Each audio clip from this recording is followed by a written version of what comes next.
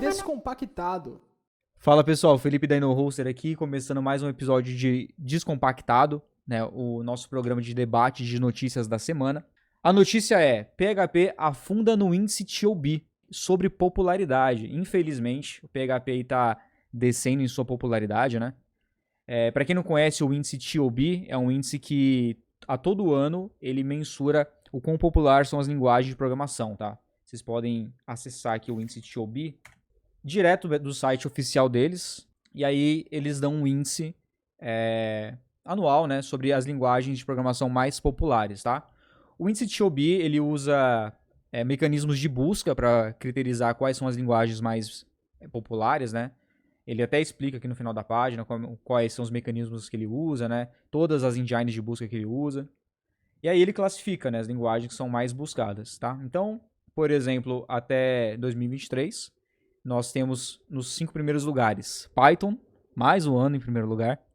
C++. Eu não aguento mais saber que Python está em primeiro lugar. Eu sou um hater. Sim, eu sou um hater.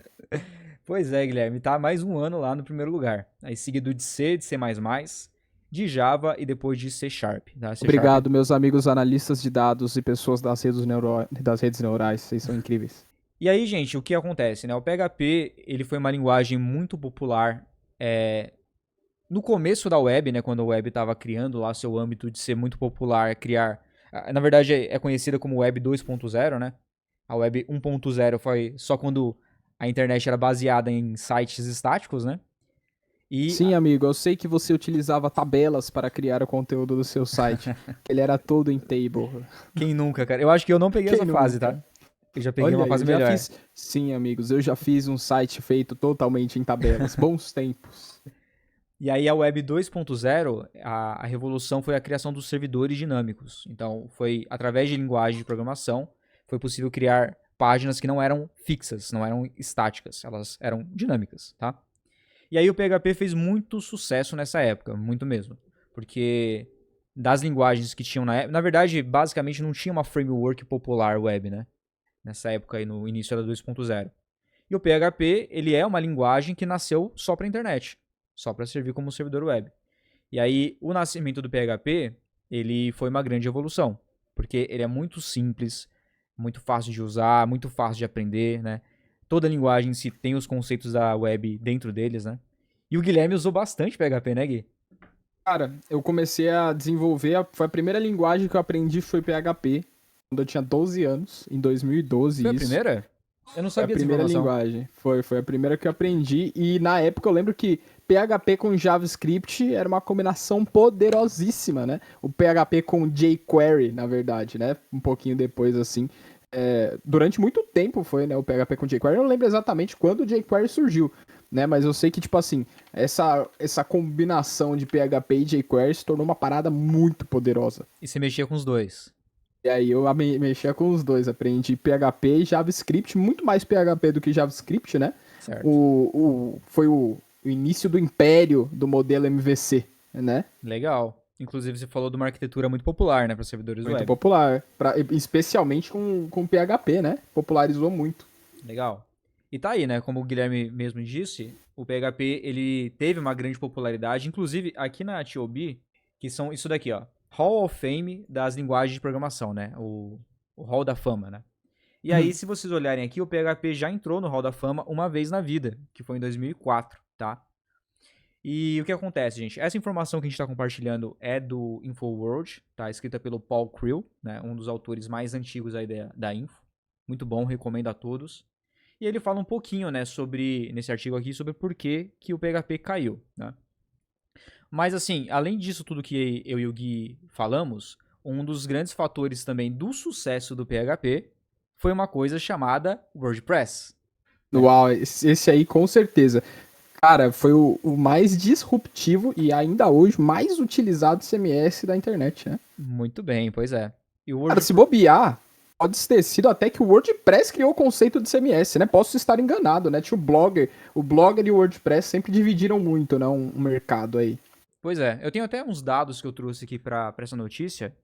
E olha só que interessante, o PHP ganhou o Hall of Fame em 2004. O WordPress foi lançado em 2003. Então, olha só que interessante.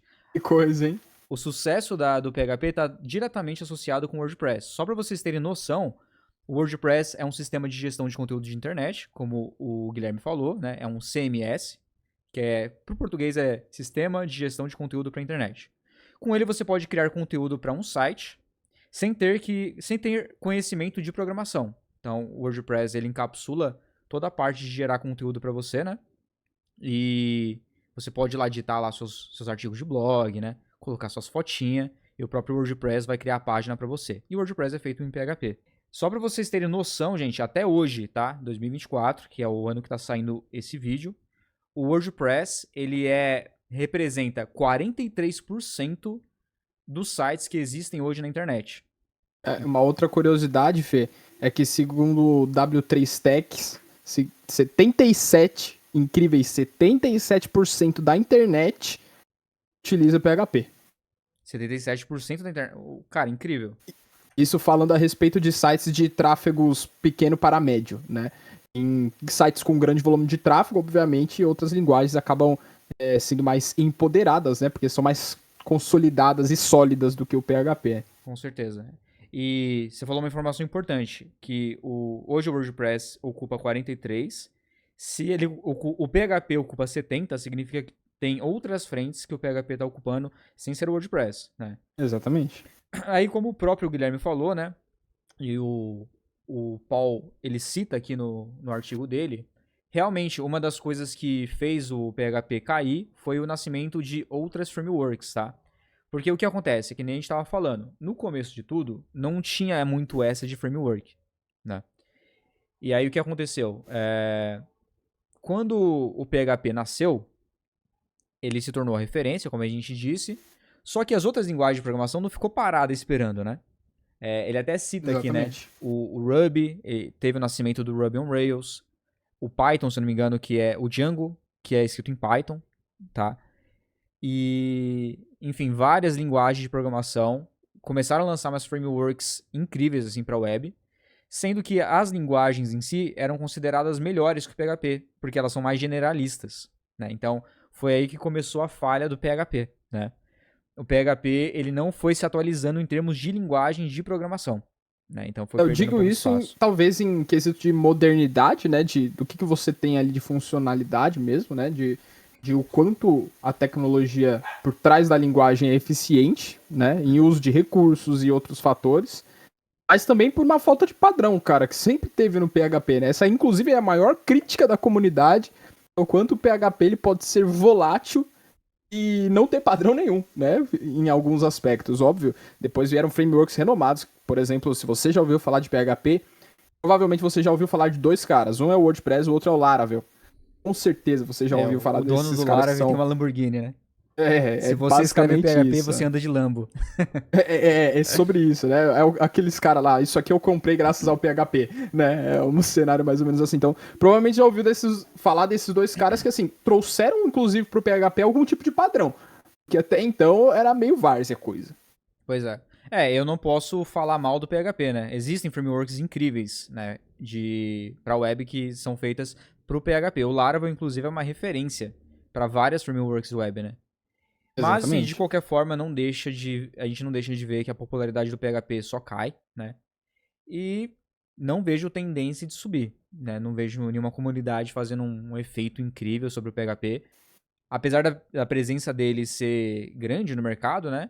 Mas eu acho que tá começando a virar legado, essa presença aí. A grande questão que eu acho que o pessoal tem que se perguntar é, hoje, você, desenvolvedor, iniciaria um projeto usando o PHP? Eu amo o PHP, pessoal, mas a minha humilde resposta é um não. A mim mesmo, assim, né? Isso é a opinião do Guilherme. Eu não iniciaria. Eu ainda utilizaria o WordPress, talvez, para websites corporativos. Pela praticidade de implementar. Mas para projetos grandes e complexos, difícil, hein? Se você gostou desse vídeo, deixe o seu like, se inscreva no canal e ative o sininho para receber notificações das próximas notícias do Descompactado.